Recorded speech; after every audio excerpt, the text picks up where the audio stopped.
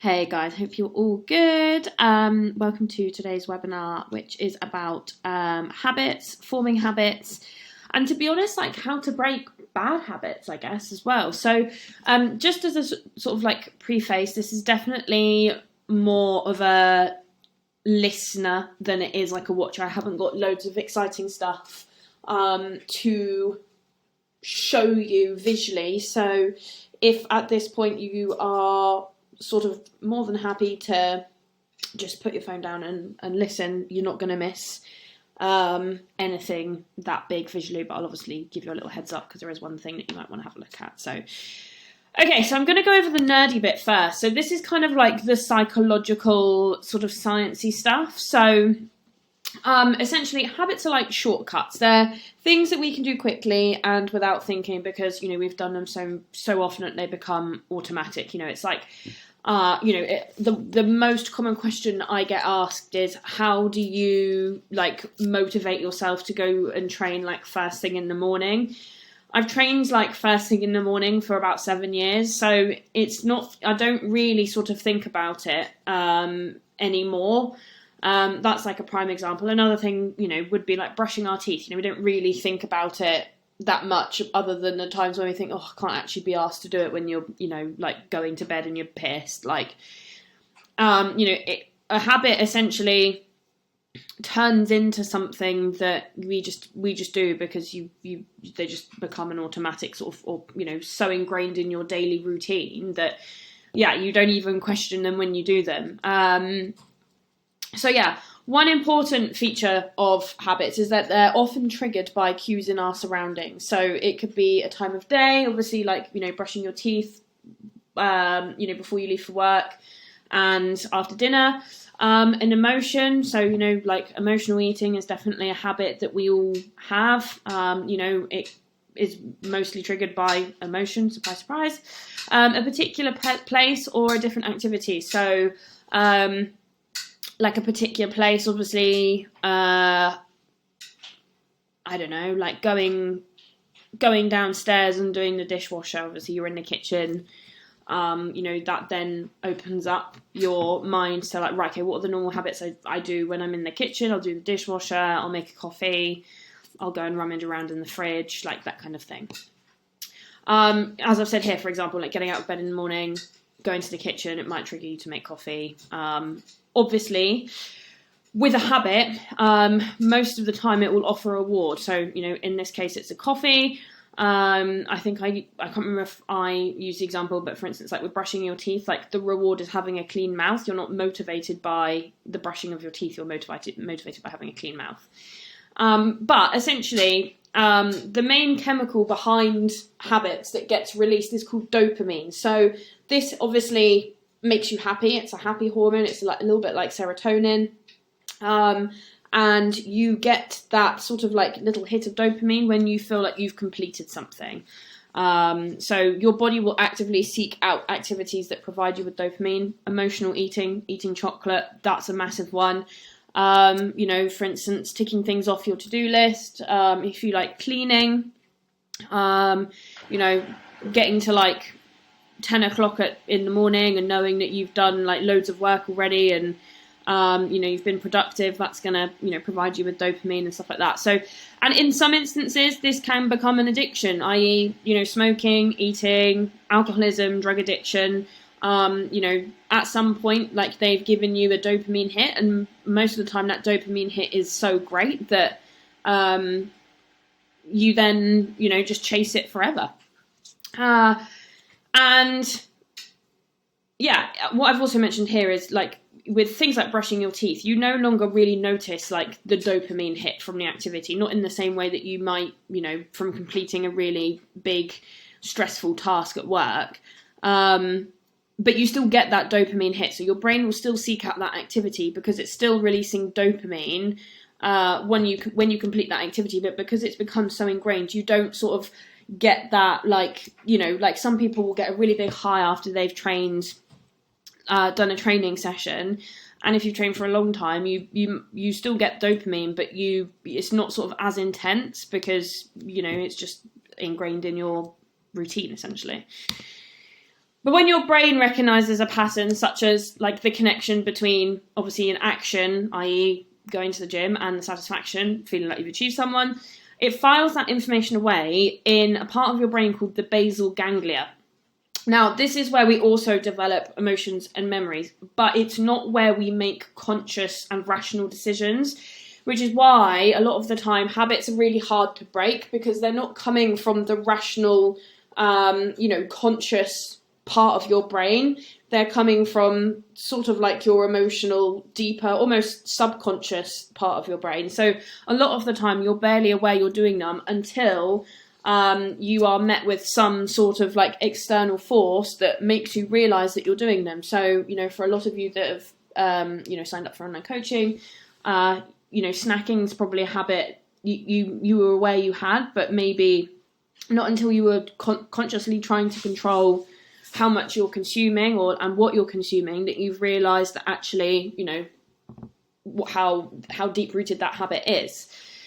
And this obviously sort of like idea of habits being subconscious was really beneficial, back in caveman days, because the reward center of our brain was a survival tool. So that basically helped us seek out things we needed to survive.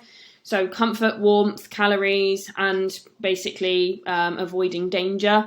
In the modern world, though, we have so many feel-good experiences, and, thankfully we are very lucky that we don't have to kind of seek out things to survive in the way, it's all, we just go to the supermarket, or we go, we stay in the house. So we have to kind of search for those feel-good experiences, and, in some instances that takes us in less than helpful and, harmful directions, like eating, emotional eating, substance addiction, that kind of thing. I think something that's really good to remember when you're trying to break a habit, and like this is something that I would absolutely recommend people, like this thought process is something that people sort of introduce to their daily lives when they're trying to battle something like emotional eating. Just because it feels good in the moment doesn't mean that it's going to be good for our long-term happiness, health, longevity, social relationships, mental wellness. Drinking alcohol and taking drugs being like the prime, like it feels good at the time, but like the days afterwards, it doesn't do us any benefits, right? And on the same sort of par, just because something is uncomfortable doesn't always mean that it's dangerous. I.e., running, you don't get immediate gratification from running. Running's quite, it's not like immediately enjoyable. It does put us in discomfort. Same with weightlifting. If you're lifting really heavy, it's not exactly a comfortable sensation, but it doesn't mean that it's dangerous, and it doesn't mean that it's detrimental to our health. So that's often sort of like quite a big sort of mental hurdle that we have to kind of overcome when it comes to adopting or breaking habits. When it comes to habits, 4 is kind of like a magic number. So a lot of studies suggest that if you try and stick to something, or like stick to an action or a habit that you're trying to adopt for four days a week, and you do that for 4 weeks, that will basically help that habit stick. So for instance, like if you're trying to, do 4 bouts of exercise a week, like you would try and do that on 4 different days, and, try and keep that up for 4 weeks. Or, if you're trying to improve your nutrition habits, like it just means that you should have 4 days, out of the 7 where, you've done that quite well, and then it means that you have 3 days where you can afford to have a couple of fuck ups, I guess. And yeah, as I said, like this is great, like because doing it 4 days a week means that you don't have to do it perfectly every day, which means that you're obviously going to be more likely to stick to something, which means you're not going to give up quite as quickly. It's also important to recognize that like whatever habit you're trying to adopt may come in multiple forms. As I kind of mentioned, like, if people say they want to go to the gym 4 times a week, what they actually want to do is exercise 4 times a week. So they'll still be forming a habit even if they, let's say they aim to gym 4 times a week and they only gym 2 times a week, but they go out and do 2 extra walks. Like that's still going to be contributing to forming the habit, because at the end of the day, like that's getting down to the end reward, like the end reward of going to the gym and the end reward of going to go for an extra walk is the same. It's giving you endorphins, it's increasing your health, and it's providing you with a benefit. 4 is also an important number when it comes to the stages of a habit. So there's 4 stages of a habit, which you can actually view as a habit loop. Now, this is something you might want to have a look at, just this little diagram that I've got here. So the habit loop basically has 4 different sections. So you have the cue for the habit, the craving, the response, and then the reward. And then that will essentially mean that that loop gets repeated again in the future. So the cue triggers your brain to initiate a behavior. You know, it's a bit of information that is going to predict the reward. So, for instance, what's a good example of this? Like setting your alarm to wake up early to go to the gym. You know that by doing that, the end reward is that you're going to feel good at the end of your workout. You're going to feel like you've achieved something. It's going to satisfy, you know, something that you want to satisfy. And then it's also, you know, going to teach you that you want to do that in the future. So the cue is the alarm clock, right? The craving is the motivational force behind the habit. So what you crave is, as I kind of mentioned, like people don't crave exercise, they crave the change in state that it delivers. So, you know, it might make you happier, more clear-minded, feel like you've achieved something, you know, by lifting heavy weights or actually going to the gym. You know, same with food, like you don't crave food, you actually just crave the feeling that it provides you with after, right? That then takes you to the response. So the response is the actual habit that you perform. So this can be a thought or it can be an action. If a particular action requires more mental or physical effort than you're willing to expend, then you won't do it. So let's say, for instance, like if you've had a really shit night's sleep, your alarm clock will go off. The craving is, you know, you want to go to the gym to improve your health and, you know, make you feel good and happy and feel like you've achieved something. But if you've had a crap night's sleep and you're about to come on your period, then it's probably going to require more mental or physical effort than you're willing to expend. So you probably won't do it. So this will kind of come into like what I'm going to talk about a little bit later about how to build habits and stuff like that. But essentially you want to make the response as easy to adhere to and enjoyable to adhere to as possible. Your response also depends on like your ability and your perceptions of your ability. So you know, it sounds really simple, but a habit will only occur if you actually believe that you're capable of doing it. So for instance, like if you're trying to break an emotional eating habit, but deep down, like your self-esteem is very low and you've tried to break this habit in the past and you've failed, it's unlikely that you're actually going to believe that you can do it. You know, I talk about this quite a lot with some of my clients in terms of, you know, people won't actually go through with the habit of, I don't know, tracking their food or, you know, doing their steps or their exercise, because they don't actually have that reference point where they have successfully been able to lose weight using these methods before. So they don't necessarily feel like it's capable, and they're capable of doing it, and therefore it's requiring more mental effort than they're willing to expend because people are afraid of failure. And therefore, you know, like you're not actually going to adopt it as a habit. So psychologically, and in terms of like the language you use, like it's actually very important to have that sort of self-belief and tell yourself that you can do it. You know, the more you actually tell yourself you can do it, like the more likely you are to do it, you know. And then this, after you've obviously gone through the response, it then goes to the reward. So as I said, like that's the end goal of every habit. You know, the cue is about noticing the reward, the craving is about wanting the reward, the response is about obtaining the reward, and then the reward is the end goal, right?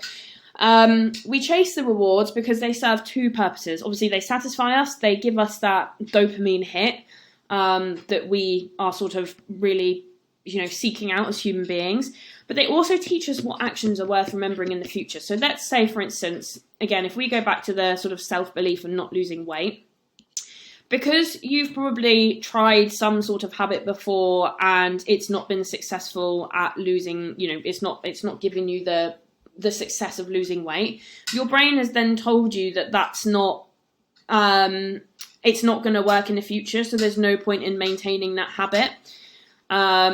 and yeah, therefore you won't repeat it. So that's kind of, where that kind of psychology comes in. But obviously, if you do that habit, if you follow your meal plan, if you track your food, and then you see weight loss progress, then you're going to want to repeat that process again, right?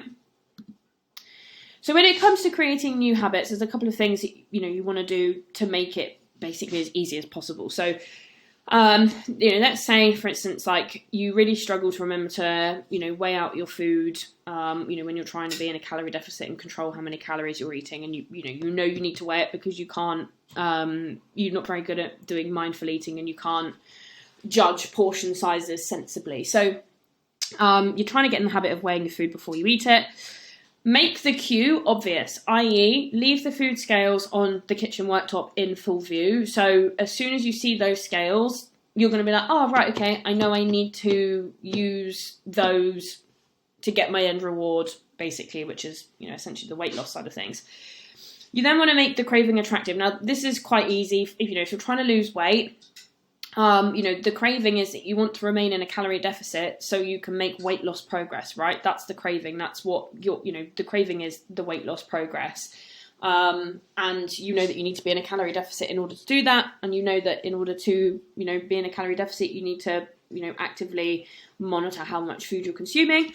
So yeah, that's the craving. Obviously, that's quite an attractive craving. That's what, most people want when they're trying to lose weight. Like they're obviously, like, that's what they want. That's their end goal, right? Make the response easy. So always have like the scales in arm's reach. Or for instance, you can pre-weigh and store items. Like I've got a couple of clients that on a Sunday, they'll pre-weigh all of their oats for breakfast for the week, and they'll put it in like 7 different like little Ziploc bags, and they just have to grab that and they know it's been pre-weighed. And then obviously, the reward needs to be satisfying, and the reward is obviously the weight loss progress, but also it's, eating delicious food, which is going to help reach your weight loss goal. And you can invert these to remove a bad habit. So make the cue unobvious. Let's say emotional eating, right? And let's say I'm going to use an example from one of my clients who will frequently, if they've had a crap day, like they will want to go to the shop to buy food to eat on the way home. So making the cue unobvious, that could be avoiding a route, like driving a route home that hasn't got a shop, so you're not tempted to stop. I know that's quite difficult to do, but like basically you're removing the obvious cue that's going to be like, oh, there's a shop, I'm going to go in. Make the craving attractive. So you want to make the craving unattractive, i.e. I know that if I go and buy more food, it's going to take me over my calories, which is going to take me further away from my weight loss progress. And, that's going to make me frustrated and sad. So making it unattractive, making that craving unattractive in terms of like, how is that actually going to make me feel? Making the response easy. So again, this kind of links to making the cue not obvious, i.e. Avoiding the avoiding areas, like avoiding the shops, going a different route, not actively looking for a shop, and not taking your purse with you, removing Apple Pay from your phone so you can't actually buy anything. Those kind of things make it really difficult to actually do that activity. And then make the reward unsatisfying, as I've kind of linked back to, like the end emotion that you'll feel is going to be dissatisfaction with yourself. It's going to be dissatisfaction with your journey, dissatisfaction with your progress. So like make that whole experience very negative, essentially, and that's going to make you not want to do it. So things that really matter when it comes to creating new habits. So timing. The reward for a good habit needs to be like immediate, right? As dopamine is very short-lived. Now, like using exercise as an example, like, starting exercise doesn't always provide you with that immediate gratification that, going home on after work and sitting on the sofa and watching Netflix would. So what you kind of have to do is in those situations is sandwich another immediately gratifying activity with the habit you're trying to build. So prime example would be, you've got to go and do cardio after work. It's not appealing. You haven't recognized that you're going to feel great after that cardio session yet, because it's not something you've done frequently, but you do feel good after watching Netflix, and you've got like an episode of your favorite series to catch up on. So you can sandwich that activity that's going to give you the immediate gratification, i.e. watching Netflix, with the activity that you don't yet feel the immediate gratification with, doing the cardio. You could sit on the bike and watch your favourite series while you're doing your cardio, and that would make it more immediately gratifying, which is going to mean that you're going to be more likely to want to repeat that activity in the future. For me, for example, I like drinking a Monster whilst I'm training, and usually that's what will get me out of bed. Like this morning, it was my new coffee cup, right? I didn't want to train. I'm knackered. I've just come on my period. It's the last thing I want to do. But for me, the idea of going downstairs and using my new coffee cup, this is how sad I am, but using my new coffee cup to put my favourite coffee in that I could drink whilst I was driving to the gym, that was me putting immediate gratification activities in to my journey from waking up to going to the gym. And therefore I went to the gym, right? Consistency and flexibility. So I've kind of mentioned this already, in terms of not needing to be perfect. It's finding that sort of balance between being disciplined but also not being too rigid. If you can't make it to the gym on the day that you planned, it doesn't mean you can't go at all. And this kind of links back to something is always better than nothing. That's why I always say, if you can't go to the gym, at least going out for a walk, you're still going to be contributing to building up that habit of exercising 4 times a week, if that makes sense, because you're still doing something in some capacity of the habit that you're trying to build. And it's, find something that's going to get you the same reward. Same example would be when it comes to, tracking your calories and something. If you can't track your calories, it doesn't mean that you shouldn't then maintain a degree of control over everything that you've eaten. You can still obviously then be mindful of portion sizes, and again that's going to get you the same end goal of feeling like you've been in control over your food, feeling like you've still made decisions in line with your goals, and still enjoying the food that you wanted to enjoy. And then starting small and being prepared. So you want to remove the friction at the lowest level. This kind of basically comes back to making everything as easy for you to follow as possible. So if we take going to the gym, step 1 of starting small would be to determine a time that you go. Let's say you go in the morning and you have to then decide okay, maybe I'm going to have to get up an hour earlier than I would normally. So that's step 1. Step 2 is then putting your gym clothes out the night before and then putting them on before you go downstairs, so you're actually out of your pajamas, so you're going to be less likely to want to go back to bed. Step 3 would be putting your shoes on before you eat or drink your pre-workout and brush your teeth. Again, if you put your shoes on, you're kind of cementing that you're not going to go back to bed.